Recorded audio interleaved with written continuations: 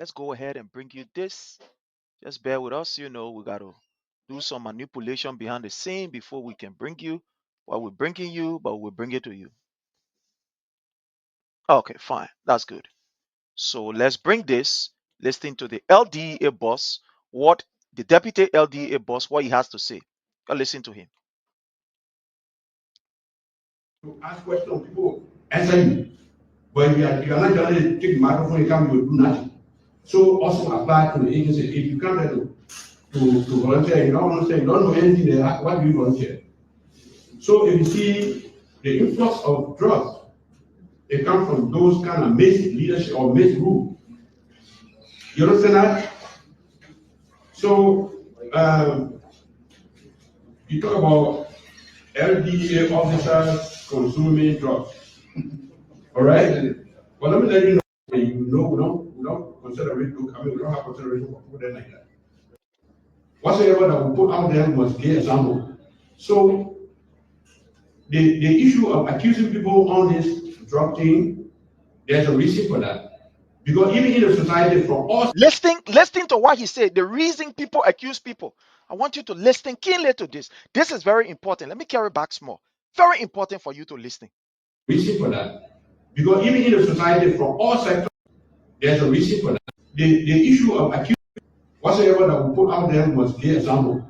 So the issue of accusing people on this drug thing, there's a reason for that. Because even in the society, from all sectors,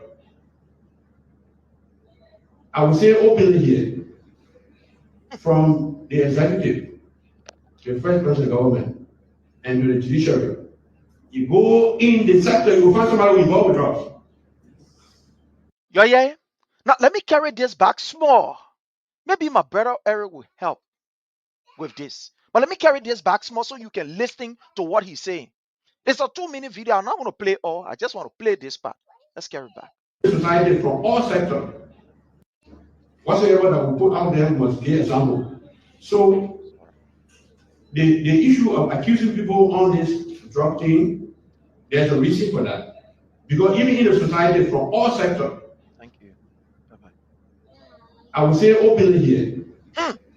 from the executive, the first president of the government, and to the judiciary, you go in the sector, you will find somebody involved with drugs. My brother Eric, this is heavy. If there is anything called breaking news, this is a breaking news. The deputy LDEA boss is admitting to Liberians in the world over that the issue of drugs is not easy. He said, I will openly say, hey, yeah, look, the people they can't hold what is within no more.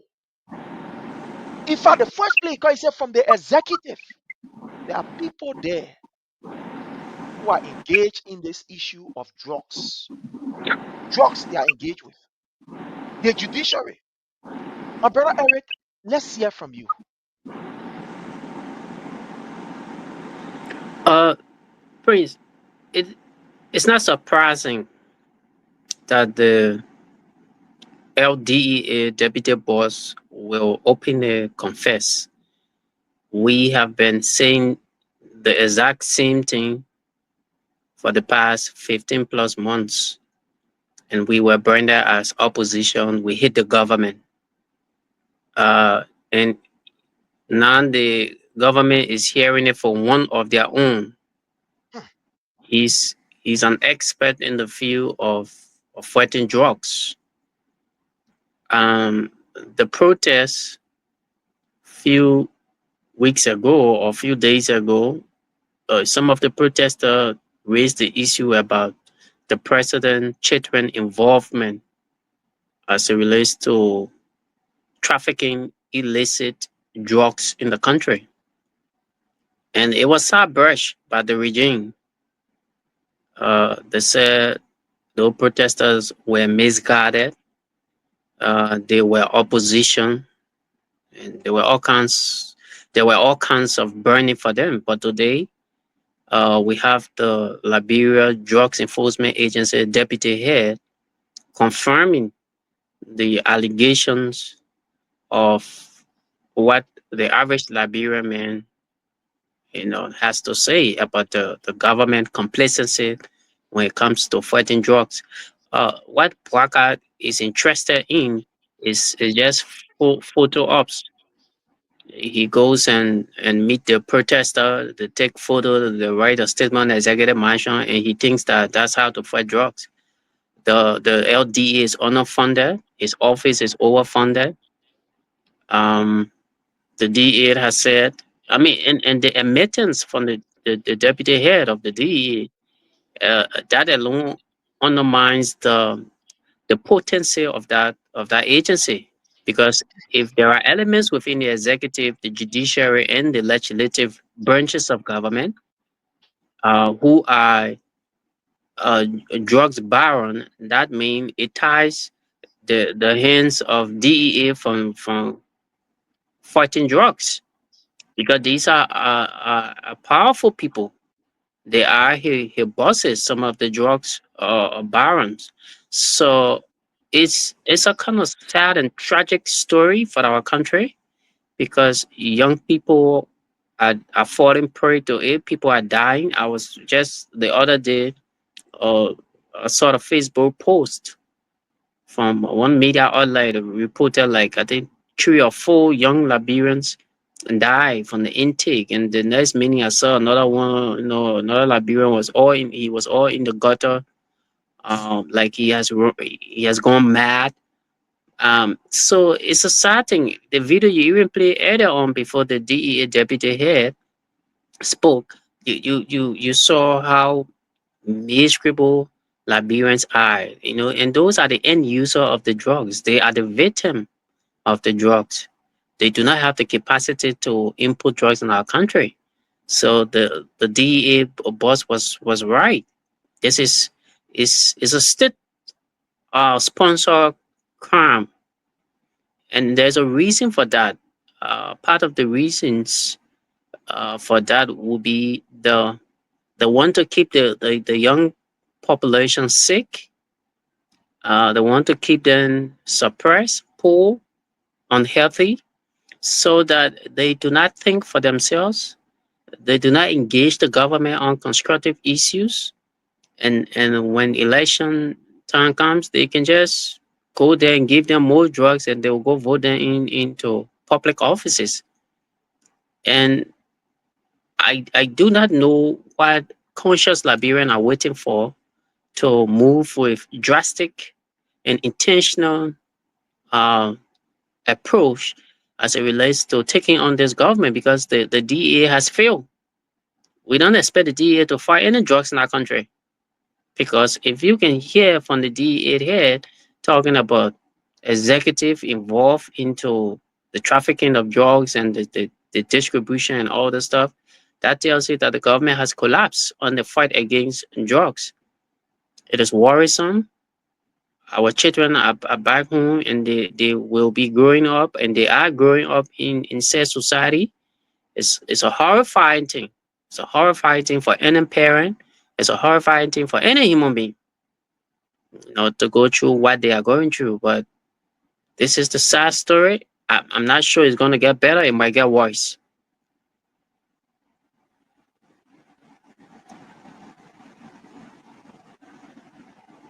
You are muted, Prince.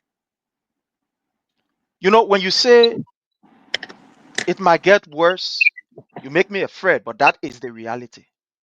And Liberians, there is something I want to say here. And I want to play this video for those of you that are just coming. This is the LDEA deputy boss man, the man who is in charge with the responsibility, who Liberians are paying to fight drugs. The reason why these people are coming up is because they cannot countenance this thing no more. The place that he made this statement is not just an ordinary Ataisha. That is the place government put out its agenda. In other words, the policy of government is clearly explained at this particular location. It is at this location that the government programs to affect the people positively is expressed and explained. It is at this particular forum or at this particular platform that they project what the government is intending to do for the common people. It is at this particular podium and platform. To see the LDEA boss saying this, it means that he himself has realized that it has reached the zenith, that they cannot bear no more. For me, I see it that maybe some of them have a good heart to do it, to fight this issue of drugs. But because of the higher ups, place a phone call. We know in Liberia, you know who I'm at? Look, my man, I'm an intro down there. Forget about that thing.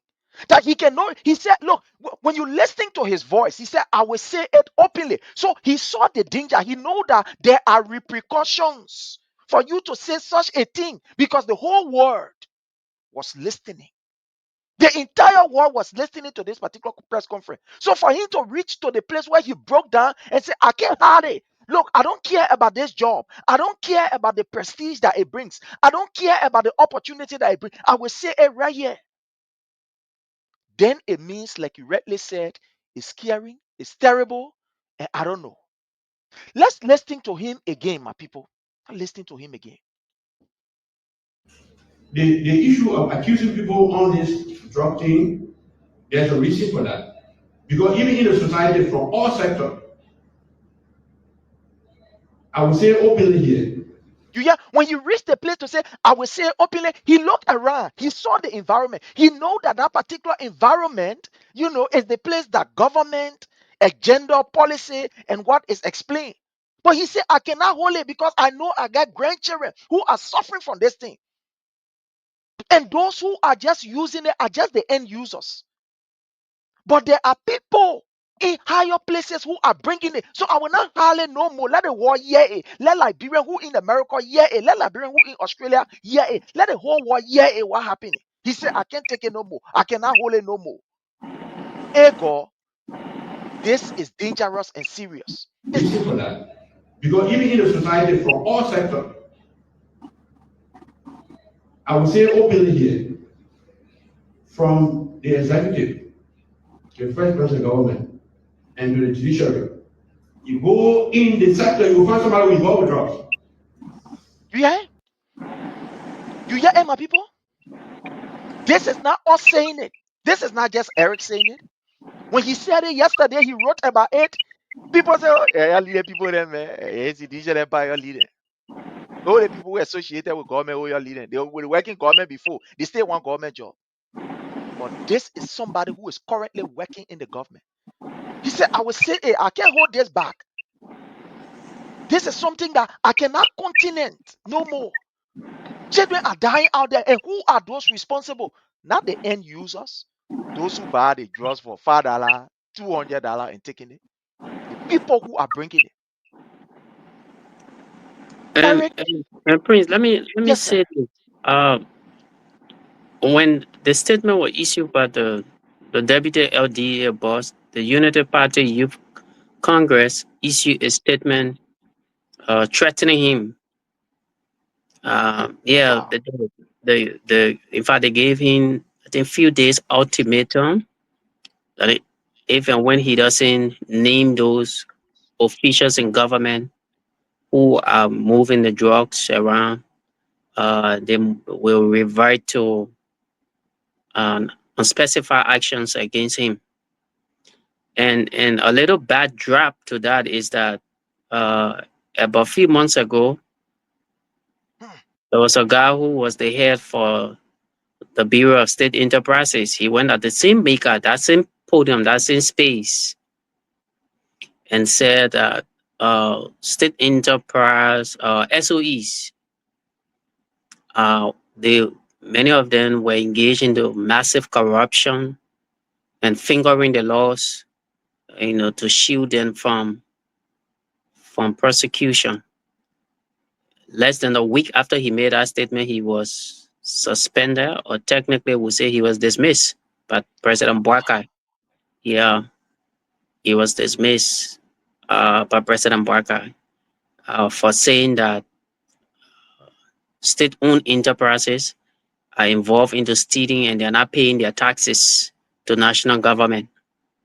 So it shouldn't surprise you that tomorrow we might wake up and hear that that deputy boss has lost his job because currently the youth league of the or the youth congress of the Unity Party, they have threatened him of dismissal and other issues. So it's a sad thing. I feel for him. His safety is at stake. I'm not just concerned about him losing his job, but I'm concerned about him losing his life.